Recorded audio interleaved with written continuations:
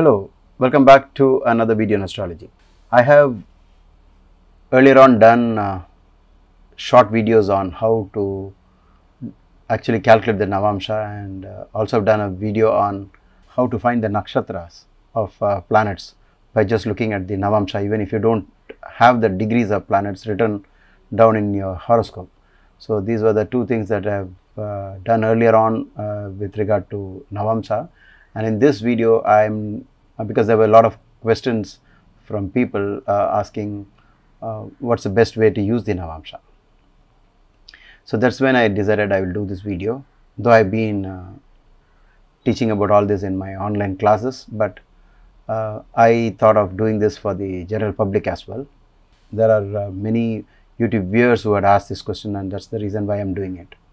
Let's get on to the topic. Long time back in around 1992, when I used to write for the astrological magazine by Dr. B.V. Raman, I submitted an article, Navamsha Key to Marriage.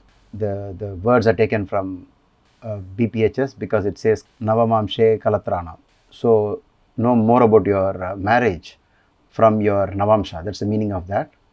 And I got the clue from Brihad Parashara Horashastra, but as you expect, the classical textbooks have not very clearly given us information on how to use the divisional charts.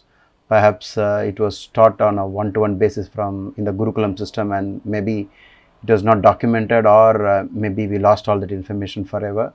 And so it's up to us, the modern astrologer who and the students combined, who are doing a lot of research in astrology, to come forth with some research and some findings. So in 1992, when I submitted this article, it was published in Dr. B.V. Raman's magazine, Navamsha Key to Marriage. And I'd also republished this in Star Teller magazine of Indian Express. After 2-3 years, when I went to a bookstore, I was just browsing through some of the astrology books, and I saw a book about Navamsha. So I was so interested because I wanted to see what others had to say about the Navamsha. And I flipped through the pages, and I found a very interesting article. As I was reading the article, I found it very interesting.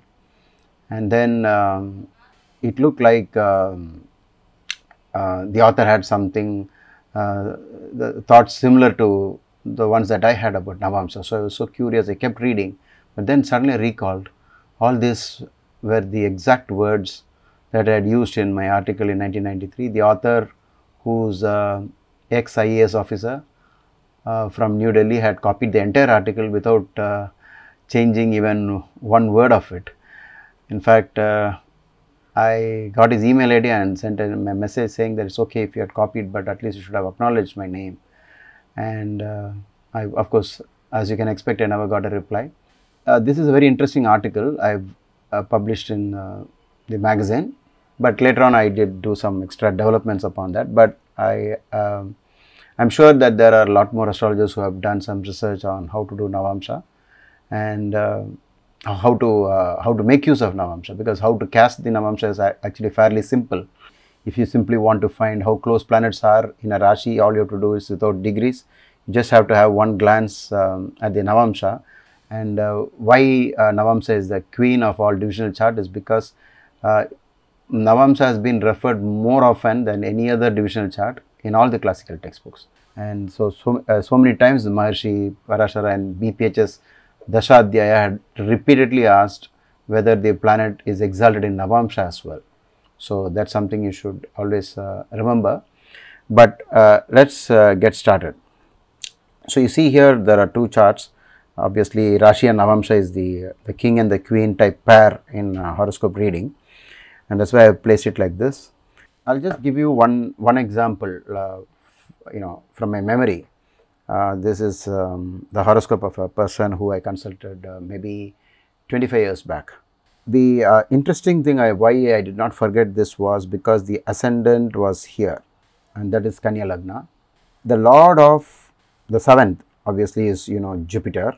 I write the planets outside, but in the Rashi chart, where was Jupiter? And even the Bhava chart, it was over here. It was in the 6th house, and this is house number 6. and that's because this is house number 1, and so you go clockwise 1, 2, 3, 4, and you know Jupiter is in the 6th house. I am repeating all this because I expect some beginners also might be watching this video. So Jupiter is in the 6th house. So as you know that Jupiter is the lord of the 7th house of marriage, and Jupiter is also in the 6th house. So that's not a good combination for a happy marriage. So because 7th house is house of marriage and 6th house is house of separation or divorce, or 6th house is the 12th from the 7th, and because of all this, you know that this is not a good combination to have. Why do I remember this horoscope so well is because of the fact that in the D9 chart, which is the Navamsha, the ascendant was over here. And so from this what you understand is Jupiter, the lord of the 7th in the Rashi chart, is not just in the 6th house in Navamsha, but is also in the 12th house from Navamsha Lagna.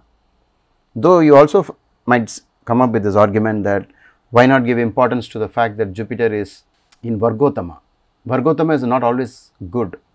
Vargotama mainly means that the planet is so strongly indicating something in connection to marriage.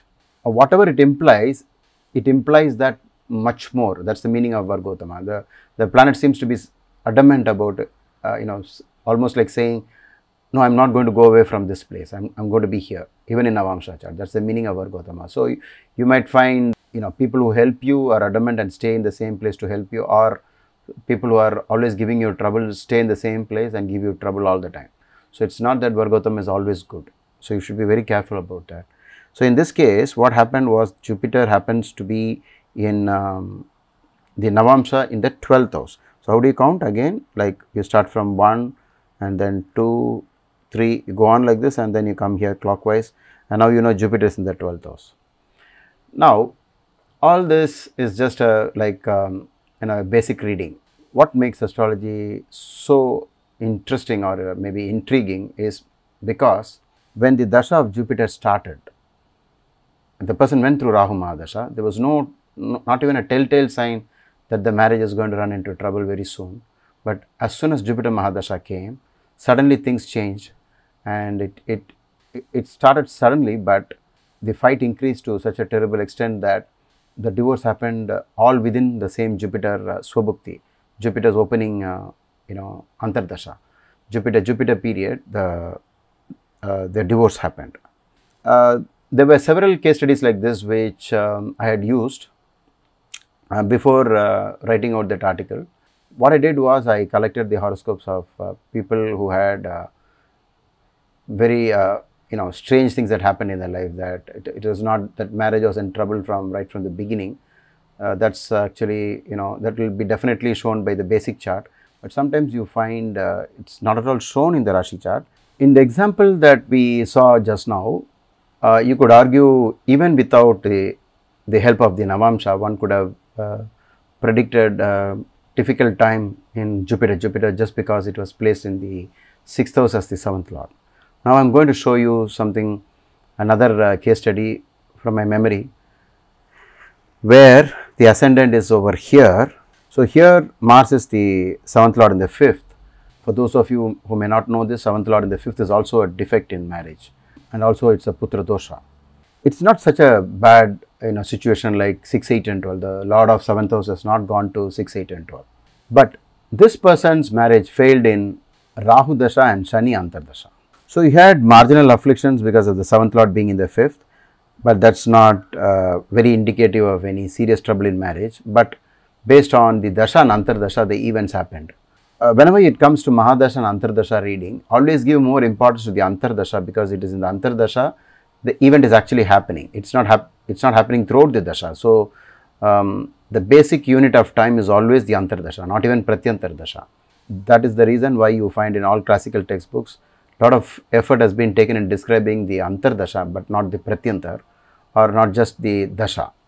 But here you see that Rahu, the Antardasha Nath AD, is actually in the 12th house. But that is not all.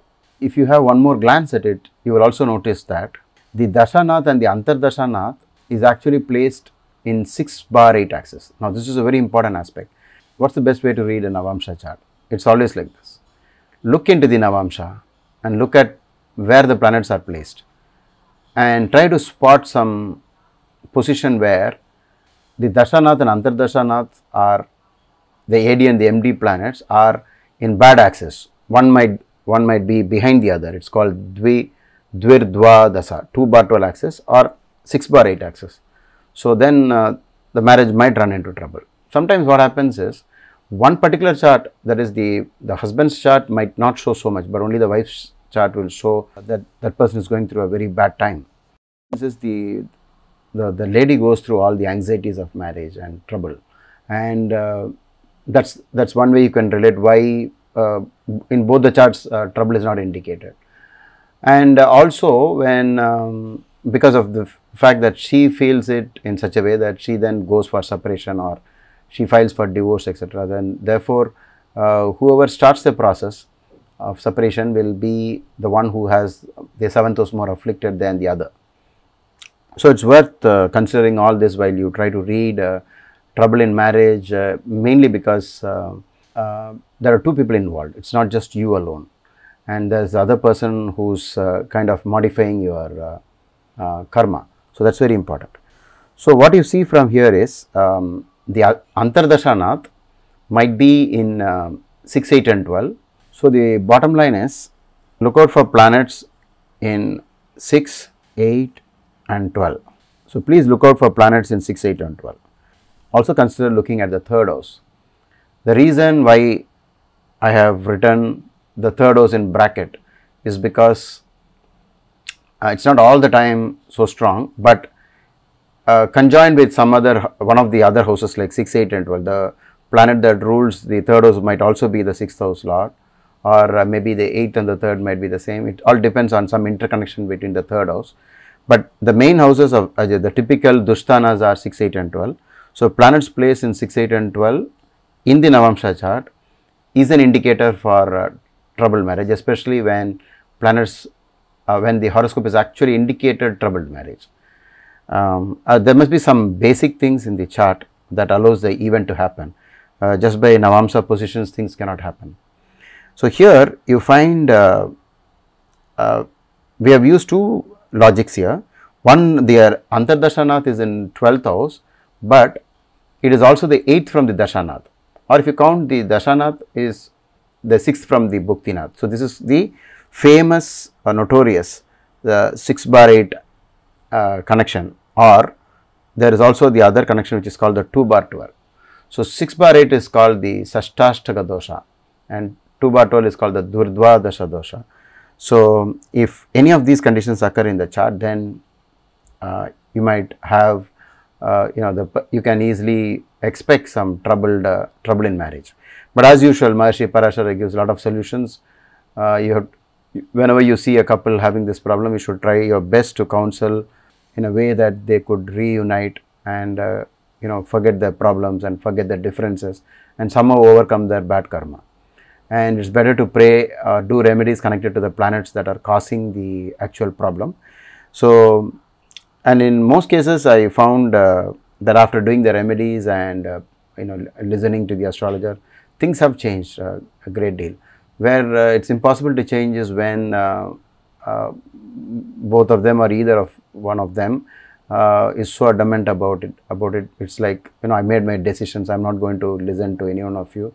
Only in such cases it's so difficult to alter karma. So that's the reason why the Maharishi has always recommended prayer and donations associated with the planet that is causing the trouble. But you might begin to wonder, then why not use the same ideas for all divisional charts, like even Dashamsa for career and Saptamsa for children? Yes, of course you can do, and I'm planning to do a lot more videos on this.